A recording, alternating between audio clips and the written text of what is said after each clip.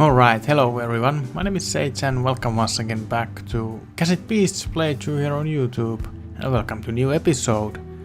Last time we met this Felix guy, and in today's episode we're gonna have a little bit adventuring with him. Some pretty interesting stuff is going to happen. But without further ado, let's get into it and see what's gonna happen exactly. Okay, I lied a little bit. We're gonna first head out with Meredith to do a couple of things before we start adventures with Felix. So yeah, you have to wait a little bit later to see that. As we head outside, we get this rumor about some tiny little dominant in the clearing the center of the cherry meadow. I don't know exactly what this will be. Maybe a clue to find next Archangel or just completely something else. Another rumor we find is from this girl, and she is talking about something about pumpkin vines. Apparently this could be something interesting for us, because it tells us to go record a pumpkin, basically. I mean, apparently that would unlock maybe something cool.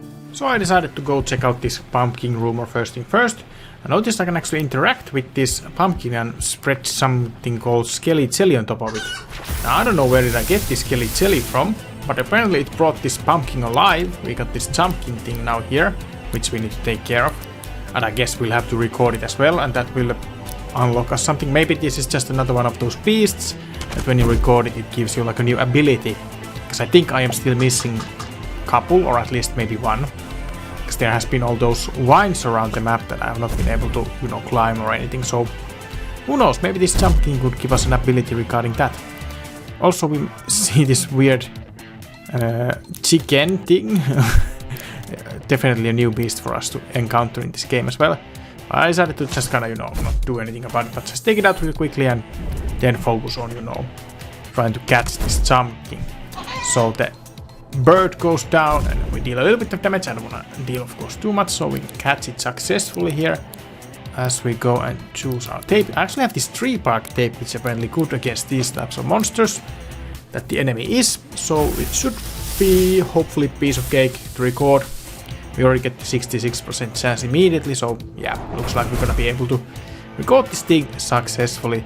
We can deal a little bit more damage to it to, increase the percentage a little bit as the burn damage increases it as well a little bit, so I think we can get it to 100% like so. So yeah, we will definitely be able to record it. And I do get an achievement out of it, so it looks like this was definitely one of those monsters that gives us the ability to move around or, access new places. I think the game mentions it here. Pumpkin vine wall. You can now hold button to climb up walls, which has those vines. So that's pretty good stuff, I would say. So next I head into the cherry meadow because I'm trying to, look around about the rumor regarding the small dominant that should be around here somewhere. And this was actually pretty confusing kind of a tip, because there's really no small dominants around here that I could interact with or anything. There's a regular size one definitely, but not any mini sized, I guess you would say. Here we can test out the vine ability, so it kind of turns us into this ball and we can then just kind of climb up the vines. Kind of weird way to go about it maybe, but hey, it works. But yeah, after struggling a little while here, I found this guy who actually also talks about this mini dominant. And close by to him is this button with the that looks like it requires one of those electrical boxes. And I do remember that one electrical box that we saw, I don't know, was it in previous episode or some early episode, but we tried to access that church or castle building, whatever it is, where we had that maybe a legendary beast that I just kind of fought off real quickly. So yeah, I was able to go now, get the electrical box and activate the button with it.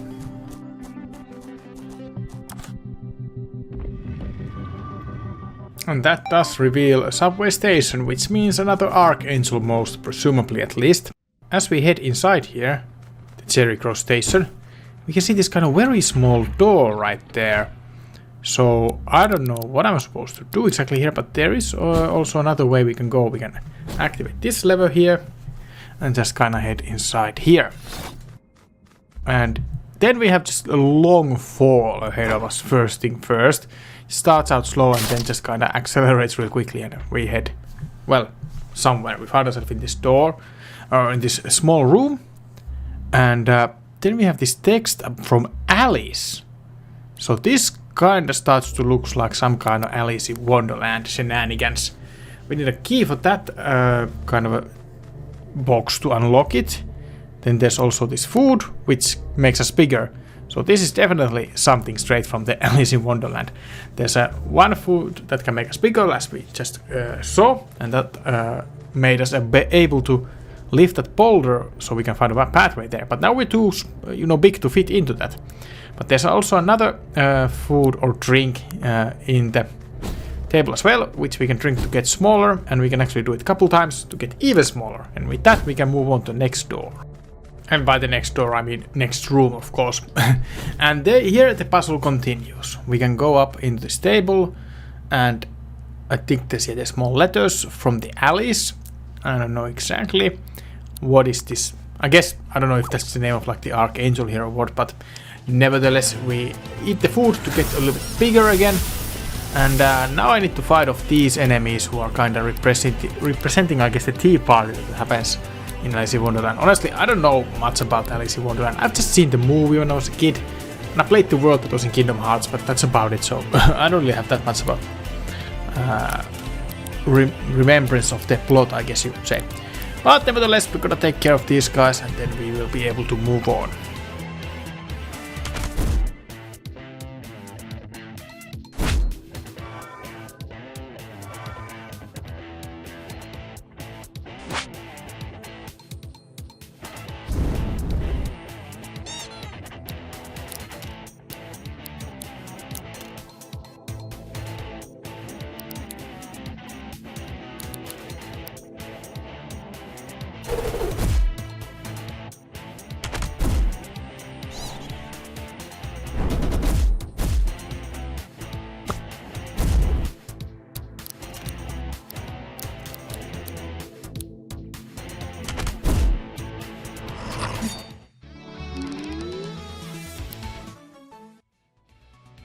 And once the battle has been beaten, we can kind of start to investigate what do we need to do exactly here.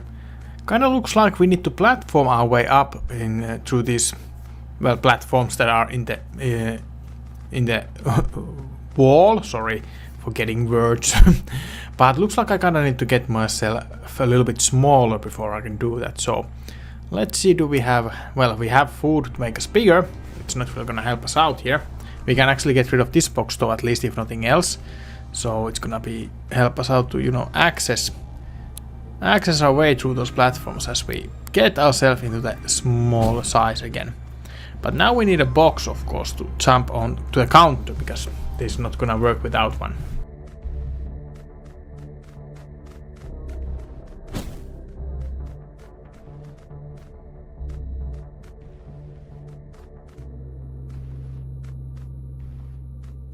And as we head up here, we can find this lever that will unlock us the next way to go. Now we just need to kind of, get up on this platform and try and just find our way in like so. And here we have a big ass chest in front of us. I guess it's gonna have maybe some kind of message, yeah. Once again from the Alice. And then we're just gonna open the chest, and it's gonna get into a fight. We're gonna have to deal with this fight as well before we can move on.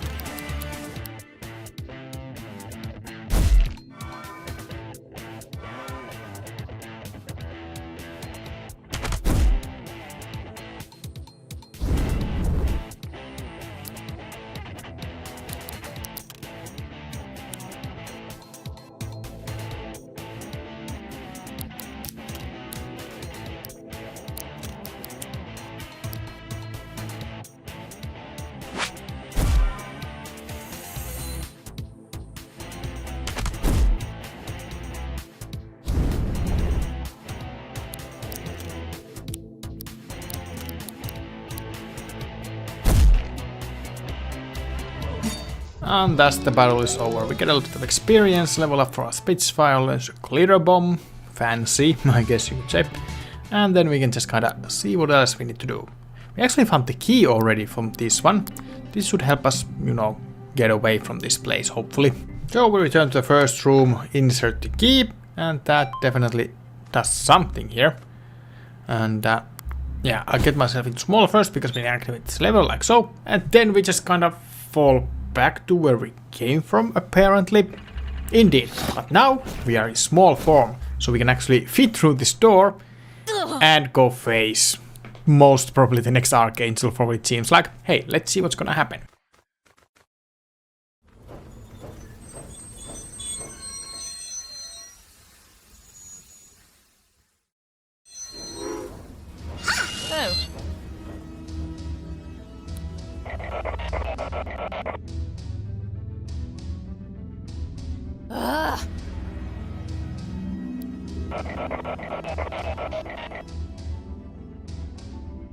And thus another Archangel boss fight is here, and it indeed is called Alice, Wonderland's exiled queen. It's kind of interesting title, but nevertheless, let's start the fight and see how this is going to go. I do think this fight was a bit gimmicky, to say the least. Alice has this interesting gimmick where she will shrink in size or expand in size, depending on what she, you know, just decides to do, I suppose. I don't know. Is it like programmed that she does it in every other turn? But for example here, she inflates, which means we can hit her, definitely. Her accuracy is low. I mean, her evasion is low, so we can be pretty certain that any attack we use has a good chance to hit. But her attack and defense are increased, so won't be taking that much damage, and we also take a little bit more damage from her attacks. The other form is, I guess it's called deflation then, where she shrinks in size as said, and that works kind of vice versa. I think her attacks and defenses goes down. Actually, it's measured right here, indeed. But her evasion goes up, so that means our attacks can miss. So it's a little bit, you know, just kind of playing around these weird gimmicks that the Alice is doing. I mean, it doesn't really change my gameplay much. I'm just gonna be spamming attacks mostly, and with my Blossom mode just trying to, you know, do the leech and keep my guys as healthy as possible. So yep, let's just let the fight roll here and see how it goes.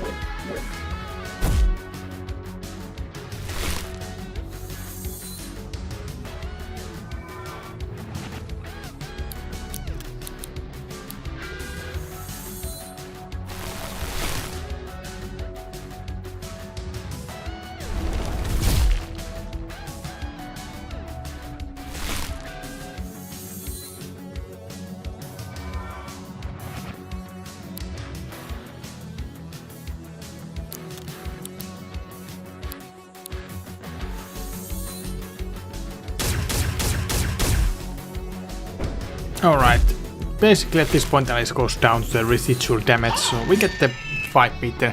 It was definitely surprisingly difficult in the end. Alice definitely hurt our team members a lot with that high and mighty attack, or whatever it was called, that special attack she did when she was fully charged.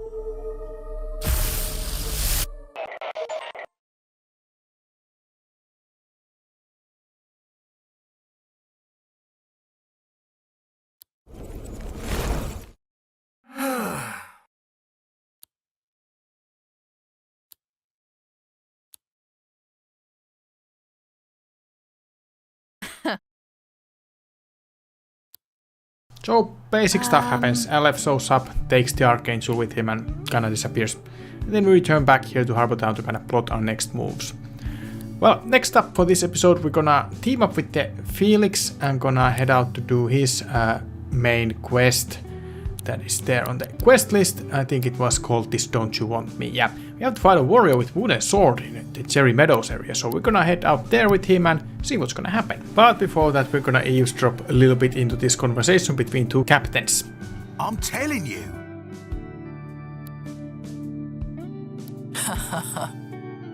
Well...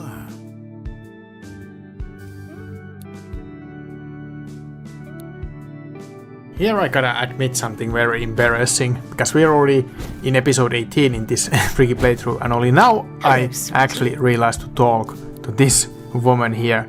And she actually sells some pretty good stuff, and it's, as said, pretty embarrassing that I only realized it at this point.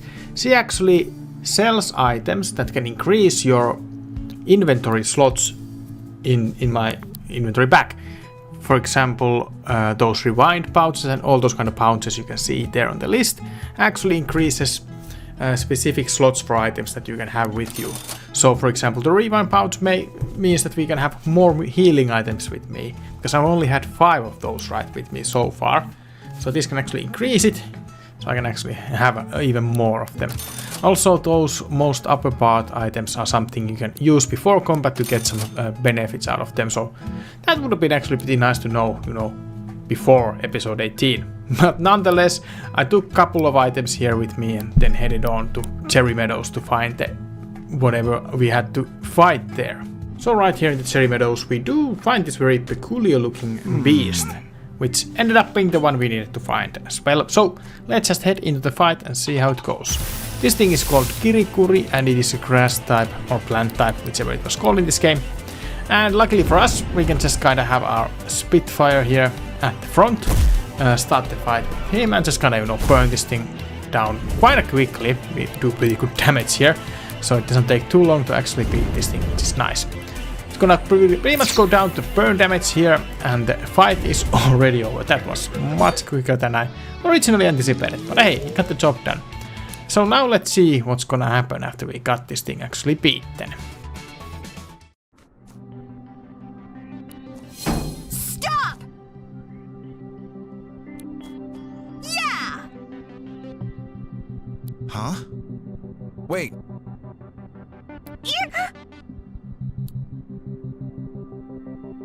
Oh no.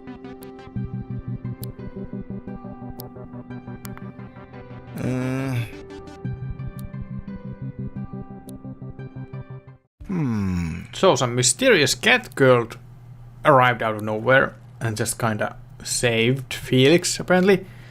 But here we can get some a little bit lore about where this cat girl became from. So actually this Kuneko named character is something Felix drew and designed as a character in his childhood, I guess. And now she's somehow real and alive here in New Wirral. She's gonna be pretty interesting.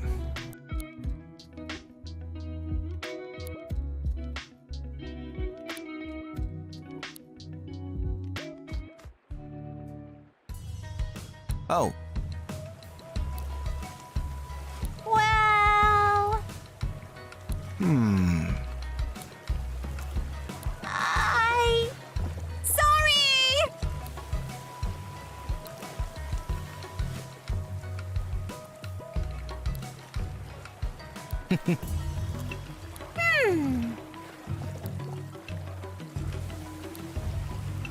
Nah.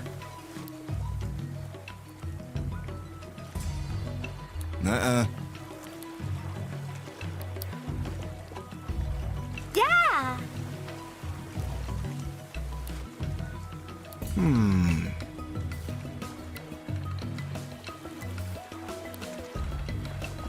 Uh.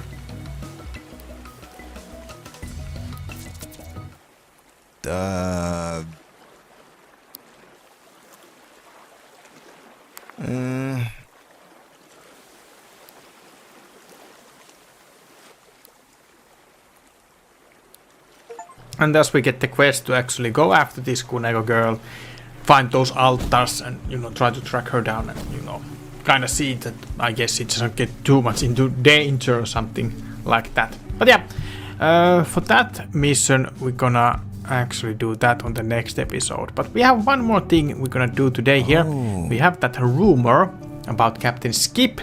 So we're gonna go check that out and try to see if we could beat one captain fight for this episode as well.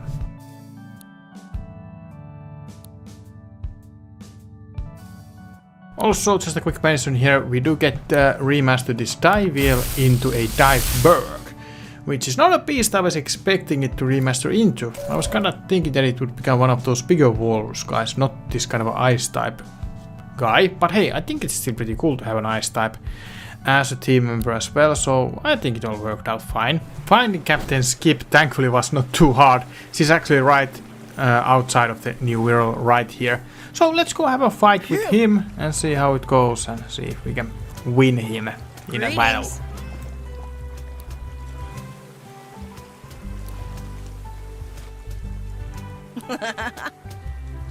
Say.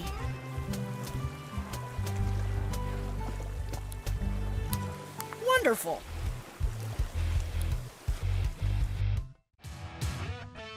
Here we go.